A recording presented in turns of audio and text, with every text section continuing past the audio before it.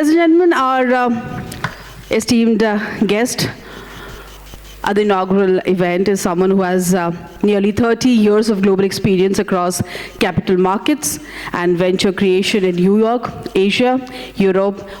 Over the past decade, he has built multiple AI-driven ventures spanning fintech, financial services, cybersecurity, healthcare, and sustainability. So he's somebody who can tell us how we can grow tourism and hospitality industry with the right tech tools. Please put your hands together as I request Shri Nachiketa to share his thoughts.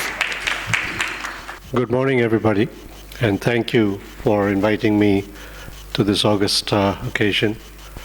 Good morning, Shri Siddhant Mahapatra, Shri Devashish Patnaik. It's great to see you again. And as always, A.K. Mahanti, my dear friend and partner in crime. And it's wonderful to meet you, Shri Pravat Panda. I applaud your initiative in this very important initiative to bring Odisha to the global consciousness. I stand before you as a son of the soil, but somebody who has spanned a few different worlds. I often joke that, in all seriousness, that I have the soul of India, the heart of Japan, and the mind of Wall Street. Fortunately, I grew up in Odisha and the rest of India, but I was forged in the trading rooms of Wall Street and the tech of Silicon Valley. But I was also fortunate to experience the deep spirituality and cultural richness of Japan, which is perhaps the only contemporary example of a country reaching the top 3 or top 4 GDP in the world, but retaining its rich heritage. There are lessons to be drawn from there. I look at Odisha today and I'm struck. Our land gave the word juggernaut to the English language, which is an unstoppable force, of course inspired by the Rath Yatra. But today when I see tourism, Odisha's tourism, it is a whisper. And whispers do not make history. Whispers do not raise global consciousness. Icons do, personal experiences do. So it's time to resolve this paradox and leverage the rich heritage of this blessed land. So, how can we make this leap? But before I talk about that, and all of you are very well aware of the modern technological tools, let me tell you a little bit about where global tourism is going. With my experience in the Americas, Europe, and particularly in Japan, tourism post-COVID has transitioned from people going to destinations to an experience, to a deep personal experience, to an involvement in the communities that they visit. And Shri Devashish Patnaik alluded to that. Technology is only an enabler. This experience of embedding themselves in the lands that they visit, in the communities that they encounter, is vital to their own personal and spiritual growth. So the wonderful thing is that Odisha has all the aspects, all the assets, all the hardware for you technology people that you would aspire to build these kind of experiences, whether it's the temples or the beaches or the mountains or the cuisine. Today in global tourism, there is a great desire to combine spirituality and health, the so-called wellness. Now, wellness does not used to mean going to a spa or going to an Ayurvedic salon and re-energizing their bodies and their minds. But today, wellness has transitioned to a true spiritual reawakening. And in that regard, cuisine plays an extremely important part. Anywhere I go today, people talk about probiotics, prebiotics, the importance of fermentation. And yet here we are in Odisha, where we have the kanji, the pakalo, the various kinds of pitta that we have taken for granted from our childhood. And this is the very essence of fermentation that people are seeking, people are hankering. If you go to Thailand, if you go to Chiang Mai, Chiang Rai, there are cooking schools where people talk about the history of Thai cuisine and the benefits of Thai cuisine. People go to Japan and they experience the benefits of fermentation firsthand. So that's something that we can definitely offer in Odisha. But now that we have talked about the assets, and I don't have to tell you the richness and the diversity of assets here, how do we take this forward? How do we bridge this gap? And this is where technology plays a very key role.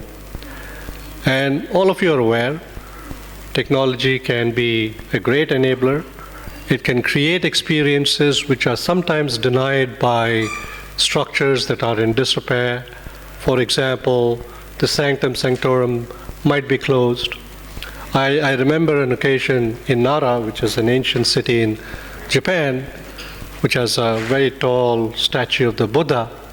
In olden days, you could climb inside the statue and look at the artifacts inside the structure, but that has been closed. So they used very creative AR and VR tools to build a narrative and to introduce you into that picture of hundreds of years ago or thousands of years ago. And that then makes it much more personal for you.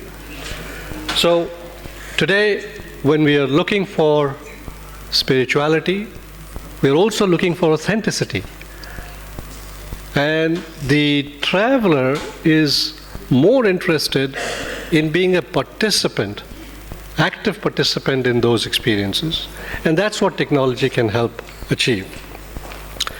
Now, we can have similar experiences, whether it's in Konark or Puri, but technology also has another important dimension, and it is to do with safety. It is to do with removing friction. Those of you who have been to China recently would undoubtedly know that with just a WeChat app, you can do everything. From buying tickets, to booking restaurants, to getting an experience, to calling a Didi, their version of Uber. You don't need to take out your wallet. We can do that here. All the tools are available. So imagine when tourists land in Odisha, they have a One Odisha portal which connects everything, from payments to booking to helplines, even to have a safety mechanism in case they so need it. And then you can have a payment layer. We already have payments that are digitized. That builds a safe, secure layer, again with the help of technology.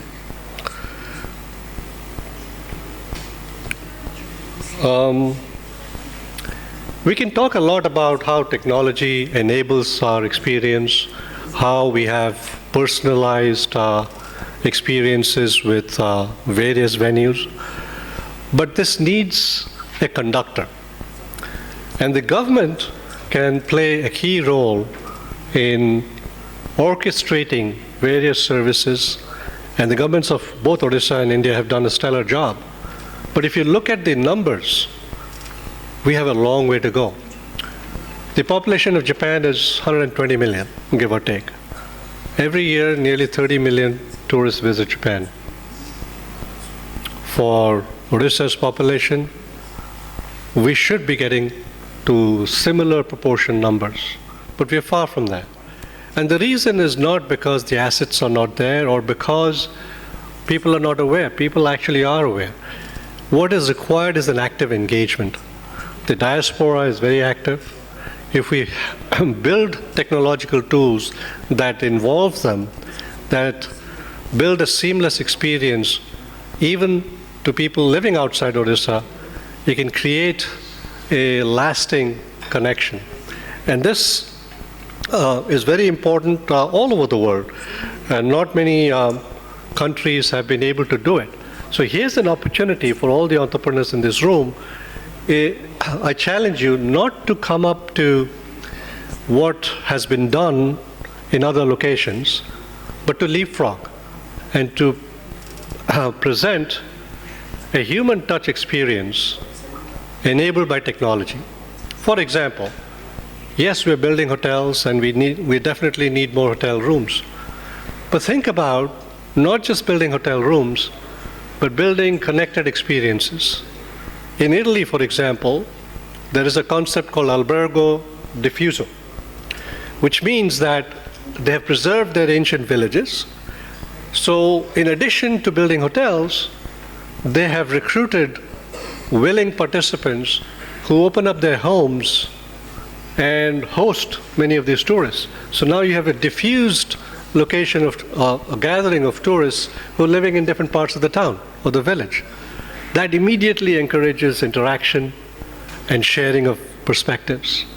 So we need to think about a lot about how do you encourage a blending of the native population and the visitors. Safety and hygiene are paramount. A lot of times when I talk to people, they hesitate visiting India. And it's a shame because they say, well, we're not so confident about our safety, and what about hygiene? There's absolutely no excuse. We have to raise the standards of safety and hygiene to the highest levels. Japan has shown an example. And this is again where communities can help. Again, with technology, you can identify which aspects need to be controlled or cleaned, and thereby you present a wholesome experience. I'll tell you another concept that appeals to me a lot. In Japan, for example, there is this philosophy of omotenashi. Some of you might have heard of it. It's very similar to Atithi Devo Bhava. But the difference is it has been infused in practically everybody. So that concept or that aspect of providing the best service possible to anybody they encounter is deep in their DNA. And we have to inculcate that.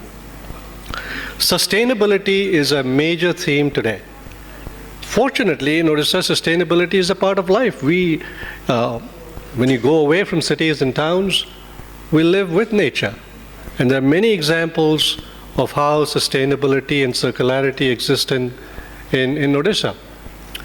Pretty much when you talk about energy, or when you talk about reviving some of our ancient foods, these are themes that appeal a lot to foreign tourists. And I think we should double down on that. So when I look at Odisha as from the perspective that I have as a son of the soil and somebody who has traveled widely, I remark upon the rich, diverse assets that we have. And I also am impressed, despite all the development, by how people are still very humble and rooted to their traditions and culture and their places, very much like what I see in Japan. So we have to build on that using technology, using connectedness, using this global diaspora, because what is important, more important than the visit, is the long tail, what I call the long tail. So what happens to the tourists when they return to their homes? We should not lose touch with them. So again, we can create, with Web3 tools, virtual rooms where they remain connected to the lands they've visited, they remain connected to the artists and craftspeople. Look at what Kerala did, for example, with the Kochi Biennale, or what Goa has done with their art festival. So I propose a Kalinga International Biennale to connect artists and craftspeople of Odisha with the rest of the world. So when we look at it, the Juggernaut is awake. We just have to work together to make it roll. Jai Jagannath. Thank you very much.